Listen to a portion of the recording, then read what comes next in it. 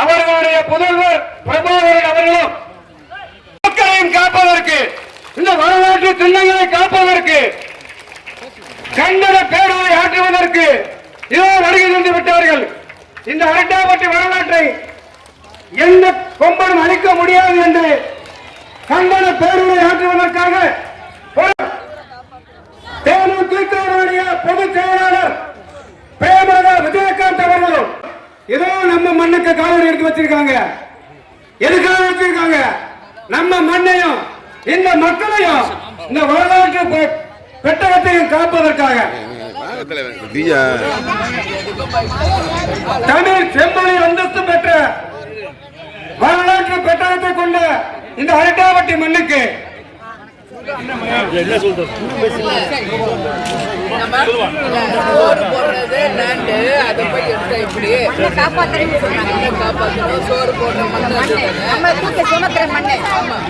நம்ம அவங்களுக்காக போராடிக்கிட்டு இருக்கோம்.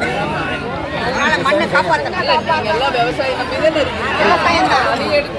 விவசாயம் இல்லைன்னா எப்படி சாப்பிட முடியும்? நைஜீரியாவில் மாதிரி வருஷத்துக்கு 20,000 பேர் செத்துருவாங்க. நம்ம மக்களை காப்பாற்றணும். இந்த மண் புனித மண். அப்படிலாம் யாரும் கை வைக்க மாட்டாங்க. தைரியமா இருக்கணும். சரியா? என்ன சோறு போடுற பூமி அப்படின்னு விட முடியாது. அதெல்லாம் எதுவும் நடக்காது. ஆமா, அதெல்லாம் இருக்க வருது போது.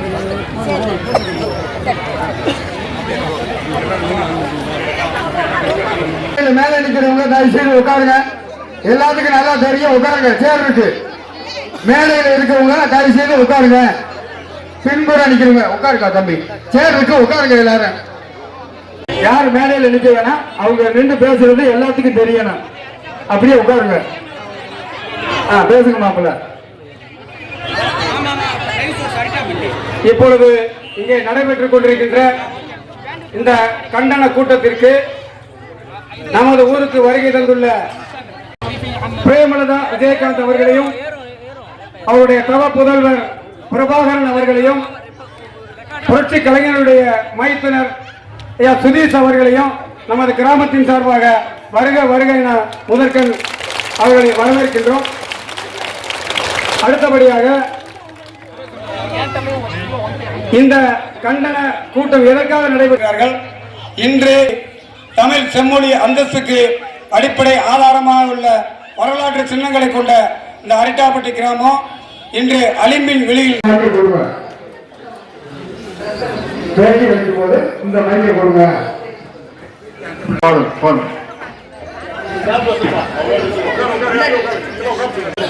இங்கதான் எல்லாரும் இல்ல இங்கதான் பேட்டி எடுத்து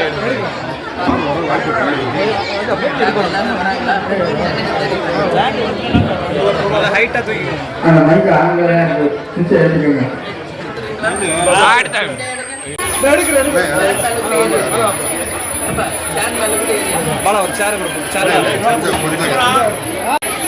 அண்ணே இந்த நிக்கிறேண்ணே.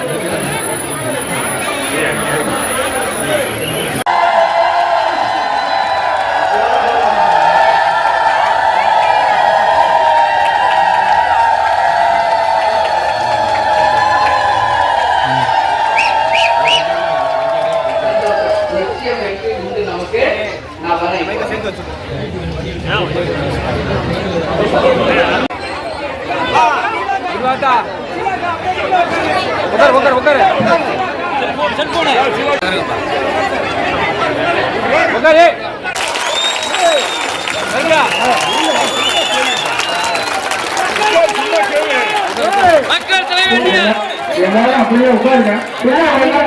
உட்காருங்க. நிக்கிறவங்க தயவு செய்து உட்காருங்க.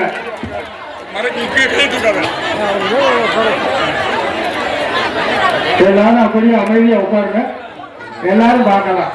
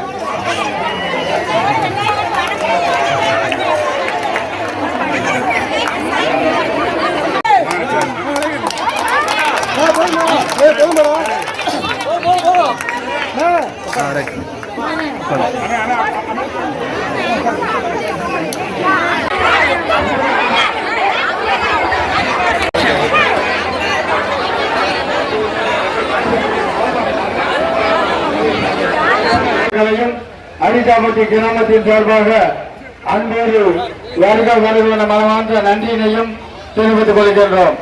மீண்டும் தெரிவித்துக் கொள்கின்றோம். இந்த கன்சன் பிரச்சனைக்கு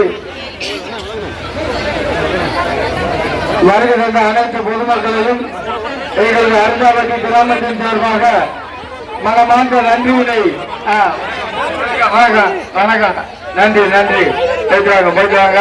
இந்த ஊர் மக்கள் உங்களுக்கு எப்பொழுதும் நன்றியாக இருப்போம் என அன்போடு தெரிவித்துக் கொள்கின்றோம். அதற்கு ஏற்று வருகின்ற பத்திரிகை நிருபர்களுக்கும்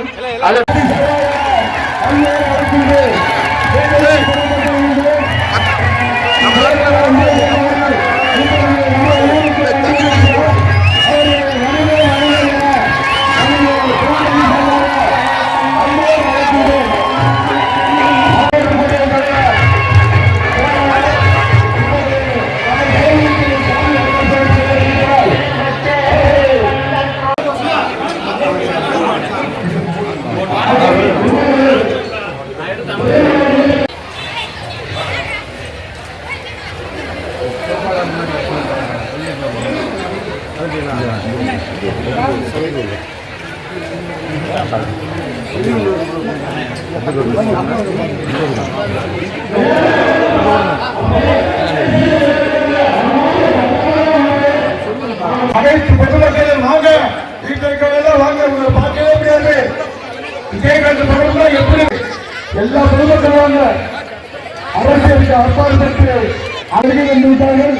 பொதுமக்கள் வாங்க.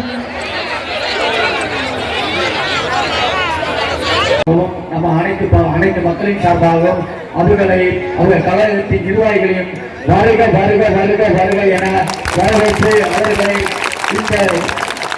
இந்த பொதுக்கூட்டத்தில் அவர்களை உரையாடும்படி மிகவும் தாழ்மையும் கேட்டுக்கொள்கின்ற கிராமத்தின் சார்பாக கிராம மக்கள் அனைவரும் குரல் போட்டு அவர்களை இன்னிசையாக நமது நாட்டின்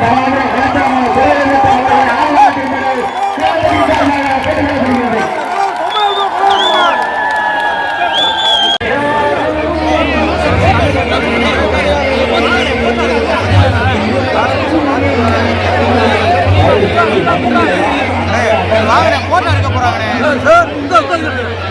பெண்களோட நின்று போட்டோ எடுக்க போறாங்க. தள்ளி வாங்க, முன்னாடி முன்னாடி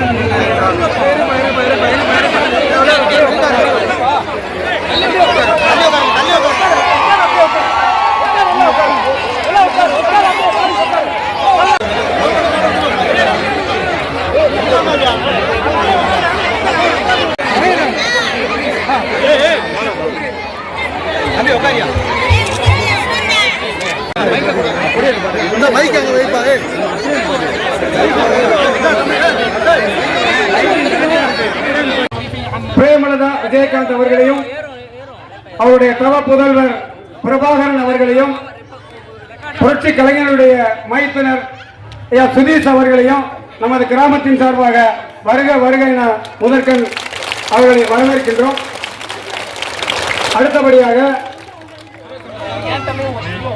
இந்த கண்டன கூட்டம் எதற்காக நடைபெற்றார்கள்? இன்று தமிழ் செம்மொழி அந்தஸ்துக்கு அடிப்படை ஆதாரமாக உள்ள வரலாற்று சின்னங்களை கொண்ட இந்த அரிட்டாபட்டி கிராமம் இன்று அலிம்பின் வெளியில் அவங்கள நம்மளான்னு பார்த்துக்குவோம். டங்ஸ்டன் இல்ல, அவங்க டங்குவார் அறுத்து தின்னு கட்டி பறித்து விடுவோம். சாதாரண பெண்கள் கிடையாது, புலிய முரத்தால் அடிச்சு விரட்டிய வீர பெண்கள் நாம எல்லாருமே. நம்ம மண்ணை நம்ம பூமிய தொட விட்டுருவோமா? வாய்ப்பே கிடையாது என்பதை உறுதியா உங்களுக்கு நான் சொல்றேன். இதுல எந்த ஒரு துளி அளவும் உங்களுக்கு பயம் வேணாம். இவ்வளவு தூரம் நம்ம சொல்லி யாராவது வந்தாங்கன்னா முதல் ஆளா உங்களோட சேர்ந்து தரையில உட்கார்ந்து உங்களுக்காக இந்த திட்டம் வராம தடுக்கும் வரை உங்களோட நான் இந்த ஊர்லயே தங்கி இருப்பேன்.